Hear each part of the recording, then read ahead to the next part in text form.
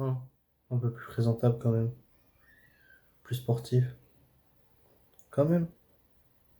Plus sportif. Et salut, bah du coup moi c'est Roba et j'ai toujours été gros. À la naissance je pesais 4 kilos et ma mère, histoire vraie, quand il a fallu me sortir, elle s'est sectionné les vaisseaux oculaires des yeux, ce qui fait qu'elle porte des lunettes aujourd'hui. Du coup j'étais un bébé gros, un enfant gros, un adolescent gros et même un jeune adulte gros. Mais il y a quelques temps de ça j'ai décidé de changer. Mais j'ai échoué. Puis je me suis remotivé et j'ai encore échoué. Je suis allé comme ça d'échec en échec jusqu'à un jour où je me suis dit plus jamais. Je me suis dit qu'il était hors de question de poursuivre une vie misérable, lamentable. Et je pense que c'est difficile pour quelqu'un qui n'y a pas été obèse d'imaginer à quel point c'était un enfer. Je ne pouvais pas aller à la plage, à la piscine, même sortir en t-shirt, c'était compliqué. Je ne pouvais pas aller à la forêt, au parc d'attractions, encore moins. Je pouvais pas faire les montagnes russes, je rentrais même pas dans les manèges. C'est à peine si je pouvais marcher. Mes genoux, mes chevilles, mon dos me tiraillaient. J'étais prisonnier de mon corps, comme une bête. Je ne vivais ma vie qu'à moitié, et encore. Et comme je vous l'ai dit, c'était pas faute d'avoir essayé, mais bon, rien ne fonctionnait. Et du coup, comme la plupart des gens, je me suis dit que j'étais peut-être condamné à être gros, que c'était dans ma nature. Mais un jour, je me suis redonné une chance. Je me suis dit que peut-être c'était pas moi le problème, mais plus le process, la façon dont je m'y prenais. Et c'est parti, je m'y remets et je vais surtout changer ma façon de faire et apprendre de mes erreurs. Et du coup, j'allais m'y prendre différemment. Ce que j'ai fait, c'est que j'ai regardé des vidéos, j'ai lu des études, des bouquins. Ma vie était orientée dans un seul but, perdre du poids. Je devais entre guillemets craquer le code de la perte de poids. Et nous voilà aujourd'hui, 2 ans plus tard, à vous présenter ce que j'ai très humblement appelé la méthode Roba. Allez, je vous montre. Mais avant ça, petit aparté, je vais expliquer un peu ce que je fais ici. Donc c'est la première vidéo de ma chaîne YouTube. Ça fait à peu près 2 mois que je poste sur les réseaux, donc TikTok, Instagram et même des shorts. C'était plutôt du contenu vertical, mais moi je voulais vraiment faire des vidéos YouTube. C'est le format qui me plaît le plus, qui permet de plus développer ses idées. Donc sur cette chaîne, tu retrouveras 3 types de contenus. Les vidéos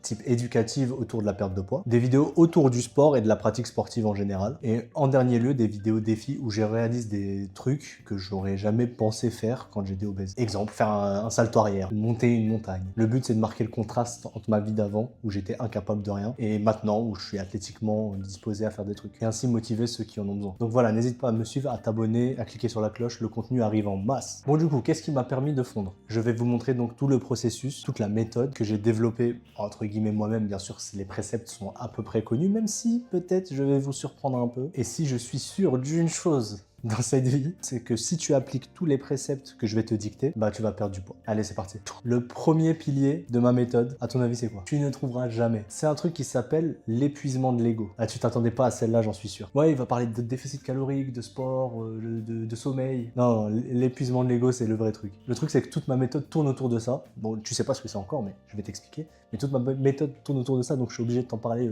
maintenant. Déjà, c'est un concept scientifique développé par un psychologue américain qui s'appelle Roy Baumeister, j'ai réussi à le dire, donc je vais pas le redire. Mais sache que moi, j'ai découvert ça par ma pratique et après, j'ai vu qu'il y avait des études là-dessus. Donc c'est quoi l'épuisement de l'ego? C'est l'énergie, attention, je parle pas de spiritualité ni d'astrologie, c'est l'énergie qui te fait résister aux tentations le matin, mais que plus la journée avance, plus la fatigue s'accumule par le travail, les enfants, toutes les préoccupations, toutes les décisions que tu as à prendre dans ta journée. Et donc plus la capacité de ton cerveau à résister à ces tentations précédentes diminue. Et donc moi, j'associe la perte de poids à une négociation littéralement, constante entre toi et ton mental. À chaque moment de ta journée, tu vas prendre des décisions qui vont à l'encontre de ce que ton cerveau veut. Ton cerveau, lui, cherche la facilité, il cherche la récompense instantanée. Et chaque décision qui va à l'encontre de ton cerveau épuise ta jauge d'ego ou de ki, moi j'appelle ça le ki. Et encore une fois, rien à voir avec les énergies ou l'astrologie, c'est juste parce que je kiffe des BZ. Du coup, les scientifiques parlent d'épuisement de soi ou d'ego, moi je parle de ki.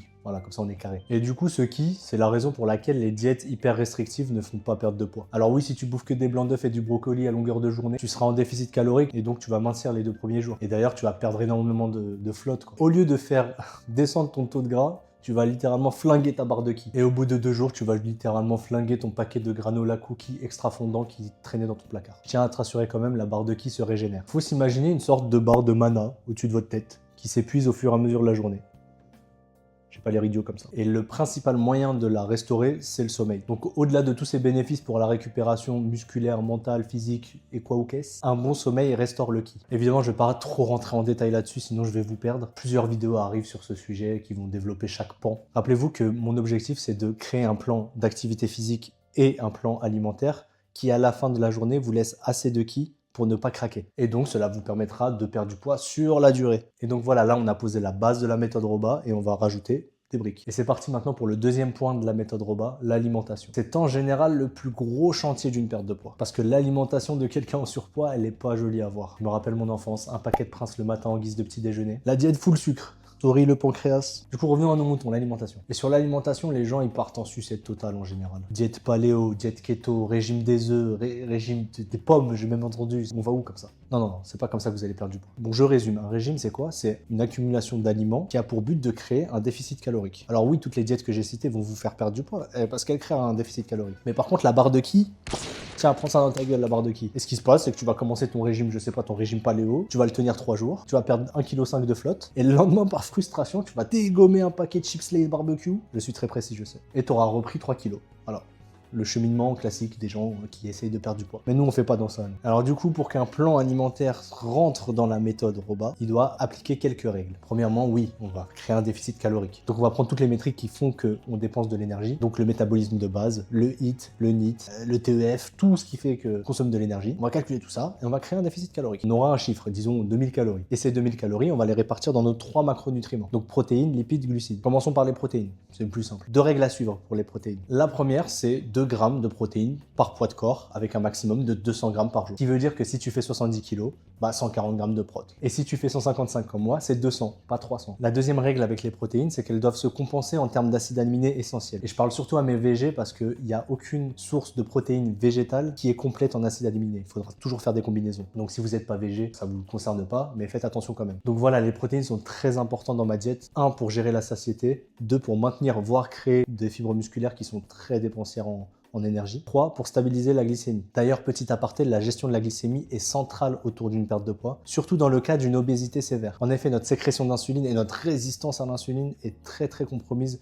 lorsqu'on a un surpoids très prononcé. Il y a tout un mécanisme hormonal à remettre en place. Mais évidemment, ça fera le sujet d'une vidéo entière. D'ailleurs, je suis bien pressé de la tourner celle-là. Donc voilà pour les protéines. Maintenant, les lipides. C'est absolument nécessaire d'un point de vue hormonal, mais aussi pour l'assimilation de certaines vitamines qui sont dites liposolubles, c'est-à-dire qu'ils sont uniquement assimilés en présence de gras. Du coup, on prendra entre 40 et 70 grammes de lipides par jour. Tout dépendra de votre corpulence. Ça va nous coûter environ 500 calories. Et une règle aussi, c'est qu'on va éviter les acides gras saturés et on va rechercher une balance oméga 6, oméga 3 assez équilibrée, avec ici des poissons gras et ici des oléagineux. Voilà, maintenant qu'on a nos lipides et nos protéines, tout le reste, on va le foutre en glucides. Et oui, moi, il y a des glucides dans ma diète. Le but, c'est de prendre des glucides avec une charge glycémique assez basse. Mais faut pas se frustrer non plus. Moi, j'ai mangé des pâtes tous les jours. Alors que les pâtes, c'est pas forcément le meilleur en termes d'indice glycémique. C'était pas optimal, mais au moins mon ki est resté assez haut parce que je mangeais des pâtes, j'étais heureux. Pourquoi moi je garde les glucides alors que votre cousine vous a dit qu'elle faisait une diète keto, qu'elle avait coupé tous les sucres et qu'elle se sentait mieux? Alors moi je suis pas trop dans ces histoires de cétose, de kétogène, de reformuler entièrement son organisme pour qu'il mange le gras à la place du sucre. Moi, dans ma diète, j'ai besoin de sucre. Déjà pour la gestion de la leptine, c'est l'hormone de la satiété. Et elle est un peu trop à l'aise chez les gens en surpoids. J'ai besoin aussi de glucides pour l'énergie. Vous allez me dire, oui, mais en keto, moi je cours des marathons, je suis hyper performant. Ouais, mais pour les efforts courts et intenses, qu'on aime bien faire lors d'une perte de poids, j'y viendrai. Pour les efforts courts et intenses, on va demander à un kétoïste de soulever une barre de 100 kg.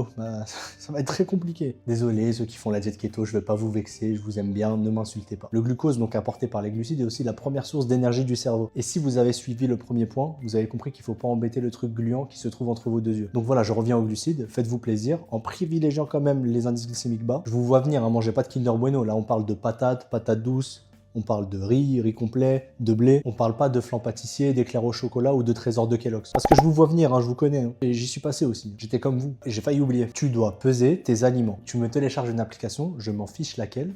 Fat Secret, MyFitnessPal, Youzio, je sais pas comment elle s'appelle. Bref, télécharge une application et tu notes dedans tout ce que tu manges. Tu pèses, tu notes. Sans ça, tu n'as aucun moyen de savoir ce que tu manges, la quantité de calories ingérées. Donc c'est pas négociable, c'est tout. Tu comptes tes calories. Il m'a fallu 1 an et demi, moi, pour que j'arrête de compter. Parce que maintenant, je sais à vue d'œil combien de macros fait mon repas. D'ailleurs, c'est un super pouvoir très intéressant à la cantine du taf. J'estime un peu les plateaux de chacun et généralement, je me trompe pas parce qu'il photographie avec ChatGPT après, qui leur donne une approximation et je suis jamais très loin. Et je pense que même je suis mieux que lui. Le nombre de personnes à qui je dis d'estimer ses calories journalières et qui me donne un chiffre et qu'après avoir pesé et compté, il me donne une estimation allant du double au triple, côté vos calories. Très important. Bon, sur ce sermon, passons au prochain pilier. Tu t'y attends peut-être un peu, on va parler d'activité physique. On vient de parler des calories qui rentrent dans notre organisme. On va parler de ceux qui sortent maintenant. En général, l'obésité et le surpoids sont dus à deux facteurs. Le premier, on l'a vu, c'est une malbouffe et une suralimentation caractéristique des sociétés capitalistes surdéveloppées occidentales. Et le deuxième, c'est la sédentarité accrue. Donc on va essayer d'y remédier. L'activité physique se décompose en deux parties. D'un côté, tu as le HIIT. Et non, c'est pas manger. Ouais, mais manger, ça fait dépenser de l'énergie parce que quand tu digères, par exemple, si tu manges des... Oui, c'est vrai, mais non, je parlais pas de ça. Le HIIT, c'est ton activité physique. C'est le sport que vous faites intentionnellement. Aller à la salle, aller nager, faire de la marche rapide, de la marche inclinée, de la corde à sauter, tout ça, c'est du HIIT. Évidemment, l'activité reine pour perdre du poids, c'est la musculation. Le travail en résistance est un médicament pour un organisme en surpoids. Il va aller stimuler des hormones qui, même elles, n'avaient pas compris ce qu'elles foutaient là. Ça va aussi permettre de développer une masse musculaire qui est extrêmement énergivore, bien plus que le gras. Et ça va aussi prévenir l'excès de peau. Et ça, je sais que c'est votre tourment. Oh là là, le nombre de questions que j'ai sur l'excès de peau, ça vous fait peur, hein, ça vous fait matrixer. Hein. Petit aparté, c'est pas très grave l'excès de peau. Hein. Être obèse, c'est grave. Ça implique plein de problèmes de santé. L'excès de peau, c'est juste pas beau. Hein, voilà, il y a 2 poids 2 mesures. Maintenant, est-ce qu'on est obligé de faire de la muscu pour perdre du poids? Évidemment que non. En soi, on n'est même pas obligé de faire de sport, mais je le conseille fortement quand même. Ça sera 100 fois plus simple de maintenir sa barre de ki remplie si tu fais du sport.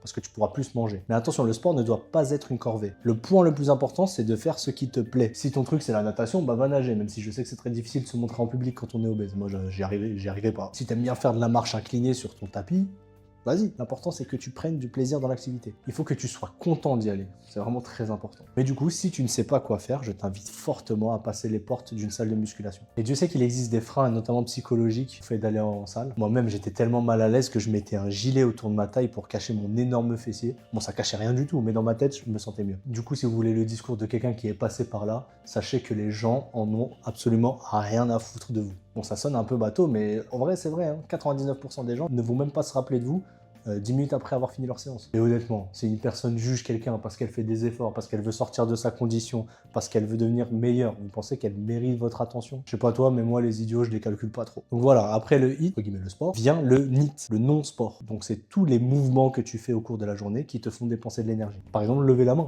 Là, j'ai dépensé une microcalorie. Monter les escaliers, faire la cuisine, faire le ménage, ranger sa chambre, se lever, tout ça c'est du NEAT. Et figurez-vous que c'est une grande partie des dépenses journalières en calories. Ici, le travail qu'on aura à faire, c'est d'augmenter petit à petit le NEAT pour pas que ça fasse trop d'un coup. Exemple, vous descendez de l'ascenseur un étage avant, ensuite 2, ensuite 3. Tu te gares plus loin dans le parking, au supermarché pour marcher un peu. Tu peux aussi t'arrêter une gare avant ta destination en métro pour marcher ensuite. Donc voilà, tout ça c'est le NEAT et c'est très sous-coté lors d'une perte de poids. Tu augmentes ce NEAT petit à petit jusqu'à ce que ton corps pourra faire tellement plus de trucs que celui que tu as actuellement, que tu voudras tout faire avec. Aujourd'hui, avec mon quotidien, je dépense 10 fois plus de calories que quand je faisais 155 kg. Et ça, c'est un des plus gros bénéfices de la perte de poids. Vous êtes plus mobile, moins paresseux et surtout beaucoup plus libre. Donc voilà les 3 éléments qui constituent la sainte trinité de la méthode Roba. J'ai survolé un peu certains sujets, mais bien sûr, je vais rentrer plus en détail au fur et à mesure que la chaîne avance. Évidemment, il y a plein de petits trucs qui vont aller se greffer là-dessus, typiquement le sommeil, la gestion mentale, la gestion de l'insuline, qui auront le droit à chacun une vidéo entière. Retiens bien que la seule personne qui sera responsable